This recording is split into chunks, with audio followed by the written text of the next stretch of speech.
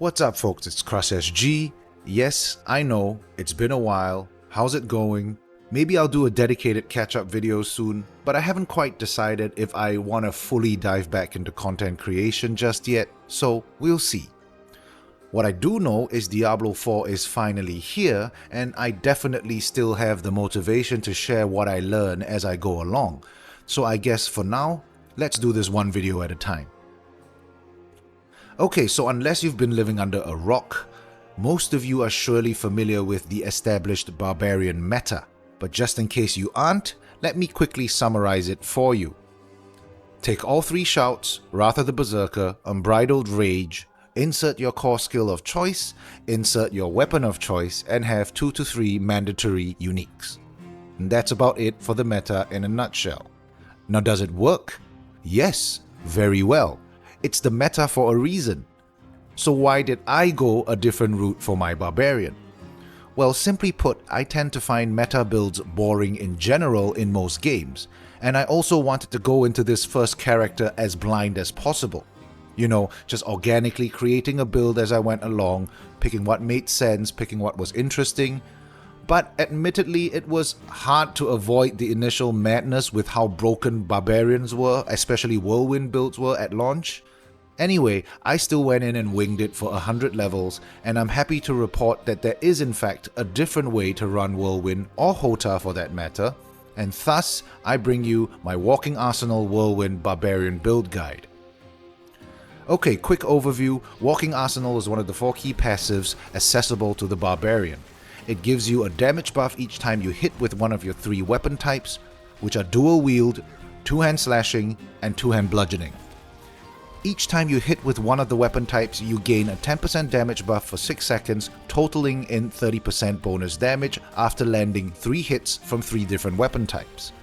Additionally, when all 3 buffs are active, you gain an additional 15% bonus damage, totaling in 45% multiplicative damage. Now at first glance, it might seem like Whirlwind and Walking Arsenal wouldn't work well together, considering Whirlwind is a channeled skill and you only get a maximum of 6 seconds with the full 45% damage buff before needing to cycle through your weapons again to build it back up. Now this is true, but as you will see, 6 seconds is plenty, and with the array of skills that we are using, the swapping actually adds an interesting rhythm to the whole rotation. And of course, clearly from the gameplay in the background, the build does not lack in the damage department. Perhaps not at the damage levels of the Unbridled Rage builds, but I think it gets surprisingly close considering resource management is a complete non-issue in this build. Alright, let's dive into the build, starting with the skills. I will have a build link in the description for reference of course, but I still urge you to stay a while and listen because this build has a lot of context behind the choices. Okay, so we have some room for creativity here because this build only requires 4 skills with 2 open to customization. First up is of course our core skill, and this can be whatever you want, but for the purpose of this guide we are focusing on Whirlwind specifically. For the passive nodes, both Furious and Violent Whirlwind work, but my recommendation would be to go with Violent Whirlwind for the added direct damage after a couple of seconds. That said, if you use the Rage of Paragon unique chess piece, you will need to use Furious Whirlwind for the bleed proc to trigger the cooldown proc from the chess piece.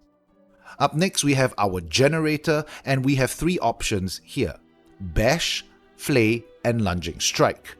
Bash provides a chance to stun with some Fortify generation, which is useful for survivability as you get into the late game.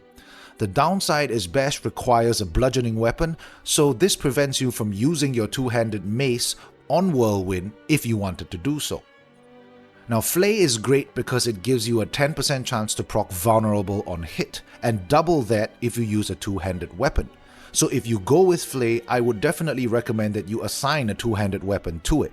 Vulnerable is a crucial multiplier to our damage output, and Whirlwind builds in general tend to have issues keeping Vulnerable up on longer fights. And much like Bash, Flay is limited to slashing weapons only, so just be aware of that. And of course we have the last option, which is what 99% of us would probably pick: Lunging Strike. It's just really hard to give up the mobility provided by this skill, and the Berserk on crit is a very nice addition when you start building for more Berserk uptime later on. For our next skill, we have a fully spec'd Rallying Cry, which gives Fury Generation, Movement Speed and Unstoppable, though we are taking this more for the Unstoppable than anything else.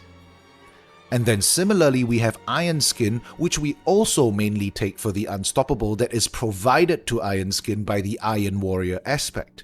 And this aspect also adds some damage reduction to Iron Skin, which is a nice bonus. You can run it with just the vanilla 1 point into Iron Skin, or fully spec'd out, which creates a larger barrier as well as adds either a heal or fortify generation depending on the node that you choose. I'd personally go with Fortify Generation because Fortify is really important, and you will hear me repeat this fact multiple times through the video. Now our fifth skill will be our third weapon arsenal skill, which can be any skill that is able to use the third unused weapon in your arsenal. It can be a generator, another core skill, or a weapon mastery skill. Now brawling skills could work, but they tend to have cooldowns that are a little too long to be practical in my opinion. It is worth noting that Kick and Steel Grasp don't work for this because they can't have any weapons assigned to them. Now when first starting out in the early game, you could consider using both Rupture and Deathblow and assign the same weapon type to them. And that is exactly what I did myself. As you progress to the late game, and especially after acquiring the Weapon Master aspect, you can consider dropping down to just one weapon mastery skill, in which case I would recommend you stick with Deathblow. Deathblow is great because it hits like an absolute truck, it resets its cooldown on kill, and when spec'd out properly, it provides 3 seconds of berserking and guarantees a vulnerable proc on the next core skill used if you invest into the exposed vulnerability passive.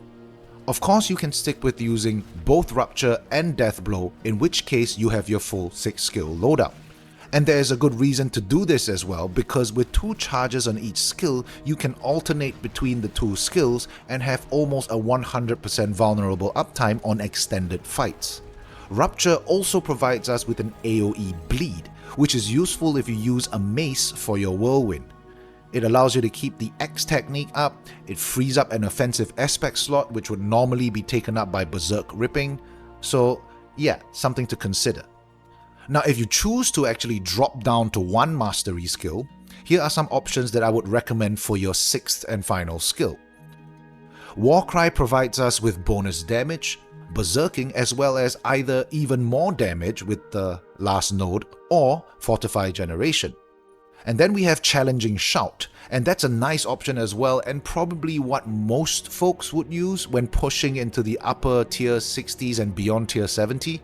I personally haven't felt the need to use it in the low tier 70s, but things can get pretty hairy beyond 75, so that's when I tend to swap in Challenging Shout. Now I haven't tried pushing towards 80 yet, because my priority thus far has just been getting my Barb to max level. The next option is Ground Stomp, and this is a great option for the AoE stun and the Fury Generation. It can help a lot with dangerous elite packs, locking them down for you to destroy them, hopefully before they get a chance to do anything else. And then we have Steel Grasp, and this is an interesting option because it can be spec'd to provide both vulnerable and berserking. So the way it works is it will proc vulnerable for 2.5 seconds on hit, and the next core skill that you use procs vulnerable again for another 3 seconds, because Steel Grasp is also a mastery skill. So this is generally a very good option if you want really truly a 100% vulnerable uptime. And of course, your last option is to use an ultimate skill. Now the most interesting ultimate skill of the bunch, in my opinion, would be Iron Maelstrom. It plays very well into the Walking Arsenal build because weapon swapping reduces its cooldown. It also does a nice stun in an area in front of the character and has a huge AoE that covers basically the entire screen with a nice bleed attached to it. Now as for the other 2 ultimates, Call of the Ancients is decent in the early game, but it loses its usefulness beyond about level 50 or 60. And then we have Wrath of the Berserker, which, to be perfectly honest, is a complete joke to me, because it lasts for 10 seconds on a 1-minute cooldown. When I was using Wrath of the Berserker, half the time there was a battle going on in my head on whether I should be using it right now. Is it appropriate to use it right now? Is there an elite pack around the corner? Will I need it in a few seconds? Oh, if I use it now, I gotta wait 1 minute. Maybe I shouldn't use it, and I just ended up never using it. So yeah, I don't know. I just think Wrath of the Berserker is a little bit underwhelming at the moment. We need to have ways to extend the duration just a little bit. And I'm not talking about D3 levels of 100% uptime. I'm just talking about a way to extend that duration a little bit more. Anyway, let's move on to the skill tree. And the first important passive to note is Pressure Point. This gives our Whirlwind or any core skill a 30% chance to proc vulnerable on lucky hit, and it's honestly a pretty underwhelming passive for Whirlwind builds specifically because the way lucky hit is calculated gives Whirlwind an actual 6% chance to proc vulnerable on hit. Now unfortunately, vulnerable damage scales too well to ignore, so you probably want to invest into this in most cases. Now the only scenario where you wouldn't need to put points into this is if you use a second weapon mastery skill. And running 2 weapon mastery skills would then provide you enough vulnerable uptime to save the 3 points here. And that leads nicely into the next cluster. Here we have Pit Fighter, which gives you 9% multiplicative damage and range damage reduction.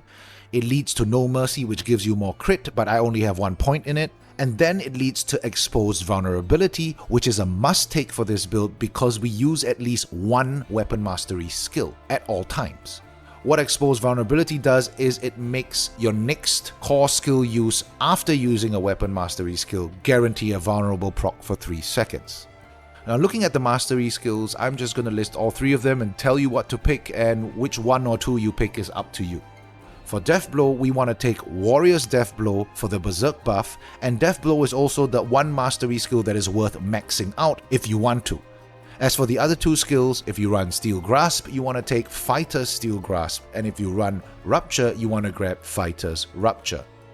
Moving on, we have our Fortify passives, and we definitely want points here because we are building heavily into Fortify.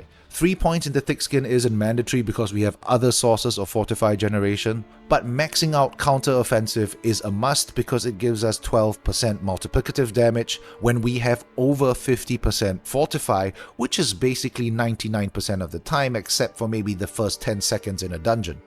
Now moving down the tree, we have the 2-handed weapon nodes, and the weapon that you use for Whirlwind will largely dictate what points you put here.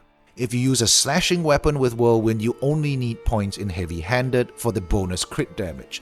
If you use a bludgeoning weapon for Whirlwind, you need both Wallop and Concussion. Concussion is not mandatory but is very highly recommended. Next we go 1 point into Tempered Fury so that we can max out Furious Impulse, and this is the primary source of Fury generation for this build. With us swapping weapons at least 3 times every 6 seconds, that's a lot of Fury generated. Now we also have the Invigorating Fury right next to this, which gives us a 9% heal every 100 Fury spent. Unfortunately, without Unbridled Rage to double our Fury cost, this passive heals half as often in this build, so I personally rather save the points and put it into something like Aggressive Resistance or Defensive Stance. And as explained earlier, I don't use an ultimate skill, so we have nothing in ultimate skills. And finally, we go down to the key passives and we take Walking Arsenal. Alright, on to gear and aspects. I'll go over the gear first and do a rundown of all the aspects after. And since this build requires no uniques, we'll just be talking about the individual attributes of each slot. Okay, so for the helm you want total armor, followed by death blow or maximum life, followed by individual resistance, whichever you lack, followed by cooldown reduction. For the chest piece we want total armor and damage reduction, pure damage reduction, followed by any array of the conditional damage reductions. For pants we want total armor and damage reduction, followed by conditional damage reduction, followed by, if you don't have an option and that's how your pants rolled, maximum life. For the gloves we want of course plus skill levels to Whirlwind, and then followed by crit chance, followed by attack speed, then lucky hit, and crit versus injured, all in that order. You won't be able to squeeze all of it into one pair of gloves, but just pick that in this order. For boots we have Fortify generation, Berserk duration, movement speed, then individual resistance, again whichever you lack, and then followed by any of the conditional stuff. I know some folks love to have the conditional move speed, so yeah, you can take that instead of resistance if you want, it's up to you. Now for the amulet, we want total armor and damage reduction once again, both if possible, followed by a plus to one of the offensive aspects, counter-offensive, heavy-handed, or wallop. Counter-offensive being the best one because it applies generally to everything. Heavy-handed only gives you crit damage, which relies on crit, and of course wallop only benefits maces, so you only want to use wallop if you're using a mace for Whirlwind. Following that, we want conditional damage reduction. Both of these, honestly, cooldown reduction and conditional damage reduction are on the same priority level. You could go with it either way you want. So for the rings, you want crit chance first, followed by one or two of these three damage types: crit damage, vulnerable, or damage versus close, followed by fury generation, followed by maximum life, and then followed by damage versus with while everything else. For weapons, you want crit damage, vulnerable damage, and strength. Then you want all stats only if your Paragon board requires it, followed by damage versus close and damage with while everything else. So a few notes about this list. Regarding weapon choice for Whirlwind, both the sword or the mace work. The mace gives you bigger numbers with a bigger burst potential with the chance to stun. Swords, on the other hand, lets you save at least 3 skill points in the skill tree that you can then assign elsewhere, and swords also saves you an aspect slot. More on aspects in a bit. You'll also notice that I prioritize damage versus close above other conditional damage sources. Now that can be a bit misleading, so let me explain the context. Close damage simply has the potential to roll higher quantities in that slot. That's the reason why I prioritize it. And okay, so you might be surprised that I place some weight on resistances. Now this is because, counter to what half the content creation world keeps blindly regurgitating, resistances are not useless in Diablo 4. It might be less efficient than armor or pure damage reduction, but resistances still do something, and their effect gets more and more prominent the higher you push into Nightmare dungeons. In Nightmare 70 and beyond, just a single roll of poison, fire, lightning, cold, whatever resistance can be the difference between getting one shot and surviving long enough to use a potion. And the last thing to note, some of you might be wondering why I have attack speed listed as a priority in a Whirlwind build, and the reason is because this is a walking arsenal build. We do swap weapons, two other skills are involved in the rotation, and having attack speed makes the rotation a lot smoother and a lot faster. So attack speed is actually pretty important. Once you play this build, you'll know exactly what I mean when you start stacking attack speed. Anyway, that's it for gear. Let's talk about aspects. The big plus about this build is you can get it 100% functional by simply using aspects in the codex. There are a couple of dropped aspects that you'll eventually want to get later on, but you will not feel gimped at all without them. The first aspect we need is Iron Warrior. This gives Iron Skin Unstoppable and adds a damage reduction component to Iron Skin. 10% damage reduction from the codex and up to 20% from drops. Having 2 sources of on-demand Unstoppable is critical for this build, so this is mandatory. Next we have Relentless Arms Master on the ring, and this gives us more fury generation while at maximum arsenal buffs. This is mandatory if you have no other sources of fury generation, but is optional if you have the Nyx aspect and some fury generation on your rings. So Berserk Fury on the ring is the Nyx aspect, and it's a dropped aspect. Our fury is manageable without this, but having this aspect takes management out of the equation entirely. You're going to be pretty much at maximum fury all the time. Of course, needless to say, you need to have a reliable source of the Berserk buff, and that comes from a combination of Death Blow, Lunging Strike, and Warcry if you choose to use Warcry. Okay, looking at our defensive aspects, we have 4 slots taken up by defensive aspects in this build. The first 2 slots are dedicated to damage reduction aspects, and we have 3 options for these 2 slots. Iron Blood, Disobedience, and Might. Iron Blood reduces incoming damage based on the number of bleeding targets near you. Disobedience grants you a stacking armor buff when you deal damage, any form of damage, to the target. and Might gives you a flat 20% damage reduction for up to 6 seconds on a basic attack.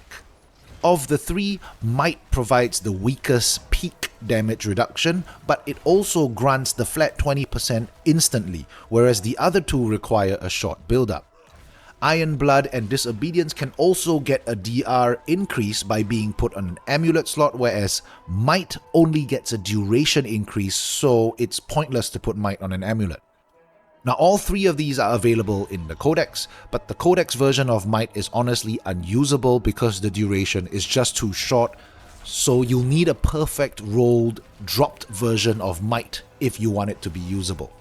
Okay, moving on, our third defensive aspect is Fortify Generation related, and we have three options for this aspect: Numbing Wrath, Tempering Blows, and Steadfast Berserker. Numbing Wrath is by far the best one because it generates Fortify based on excess fury generated past our maximum fury. This build tends to have a high fury generation, so it will provide us with almost a constant generation of Fortify. Interestingly enough, like many flat quantity aspects, the Codex version of Numbing Wrath tends to scale up to be more powerful than the dropped versions past a certain level. Now, Steadfast Berserker is a dropped aspect, and this can provide a good amount of Fortify generation, especially in large packs of mobs. However, it's based on your lucky hit chance, so there's a level of RNG to it, and it's not really great for single target encounters. Now, Tempering Blows is a Codex aspect, and it grants Fortify after 6 weapon swaps. And while it does generate a lot of Fortify, and we do swap weapons a lot in this build, it only generates this Fortify every 1 to 2 rotations, which can leave us open to dropping our Fortify buff between rotations, which is almost an instant death at higher Nightmare tiers. And for our fourth and final defensive aspect, we are actually taking an offensive one: Berserk Ripping. Berserk Ripping grants us bleed application while we have the Berserk buff. Bleed is important because it helps stack the Disobedience aspect as well as activate the Iron Blood aspect and any other damage reduction from bleeding targets that you might have. This aspect is necessary if you assign a mace to Whirlwind, but you don't need to use it if you run a sword or if you run Rupture as your 6th skill and are diligent about keeping your bleeds up. Alright, on to our offensive aspects, and we can have up to 6 potential offensive aspects here. We have 3 potential aspects for our 2 two-handed weapons, and these are Edgemasters, Limitless Rage, and Dire Whirlwind. I personally went with Edgemasters and Limitless Rage to maximize the damage output, but the choice is ultimately yours. I personally have 41% base crit with a couple of additional sources of crit chance, so I don't even use Dire Whirlwind at all. Okay, next we have Encroaching Wrath, and this is only required if you run Death Blow and have it maxed out. Spending 100 Fury doubles the damage of the next Death Blow. Now what this does is it increases the chances that your Death Blow will kill anything it hits and have its cooldown refunded. And of course, hitting bosses for 10 million plus is lovely. So moving on, we have what I call the personal preference pool. That is, pick whatever you want here to fill out your remaining offensive aspect slots. We have the aspect of the Expectant, which causes your basic attacks to increase your core skill damage by up to 30%.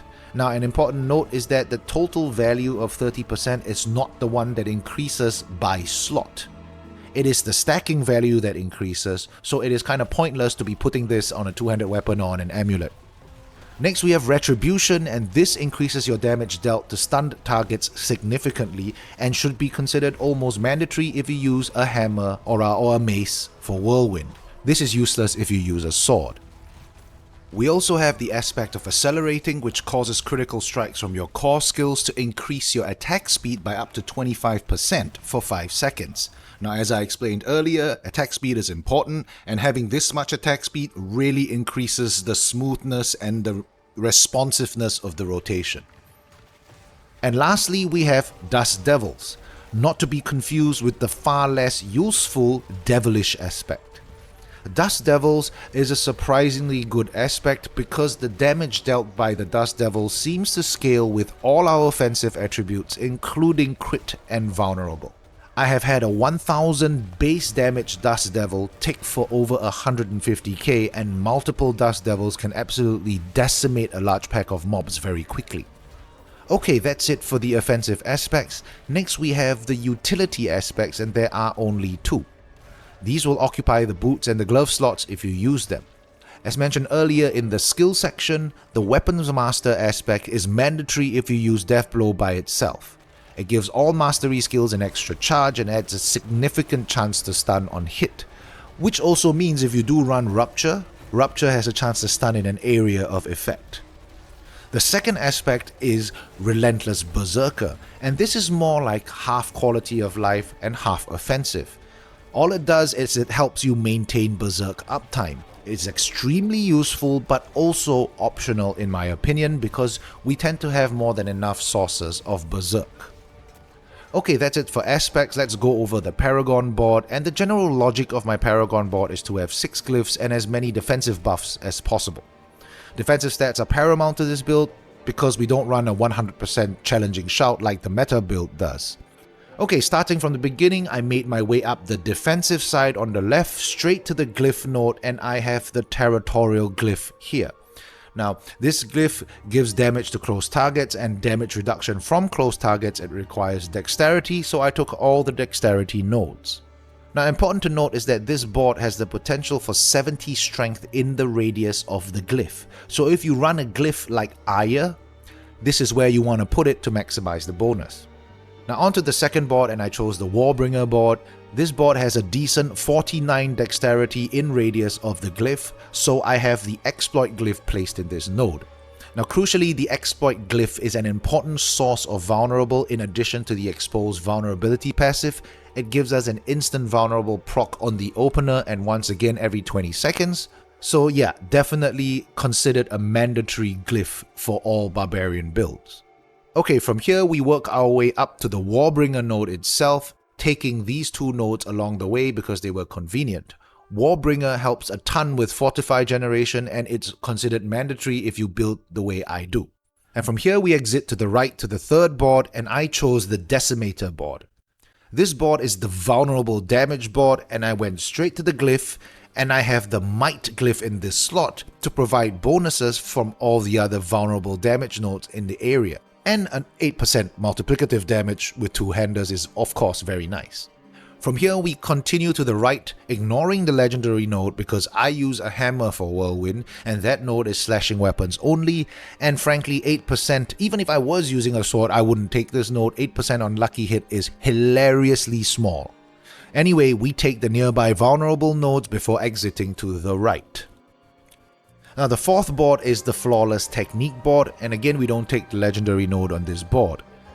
The glyph node here has 54 willpower in radius, so I have the Undaunted glyph in this slot for bonus damage and damage reduction while fortified. Moving up, we skip the one-handed crit nodes, but we do take the general crit nodes before exiting to the top. Onto the fifth board, and we have the Bonebreaker board, but again we don't take the legendary node. This is another 49 dexterity glyph node, so I have the Mortal Draw glyph in this one, and this might surprise a few of you because you would probably expect to use the Wrath glyph.